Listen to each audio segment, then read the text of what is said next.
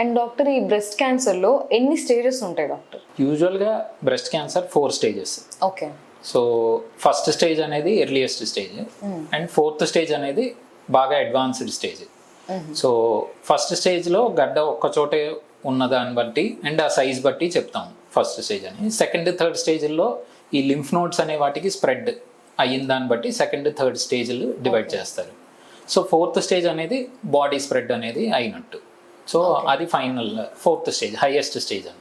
Okay doctor. అంటే ఇప్పుడు ఏ స్టేజ్లో మిమ్మల్ని అప్రోచ్ అయితే సర్జరీ అవసరం ఉండదు డాక్టర్ పేషెంట్స్కి? సర్జరీ అవసరం ఉండకపోవడం అనే ఆప్షన్ ఇంకా రాలేదు బ్రెస్ట్ క్యాన్సర్కి.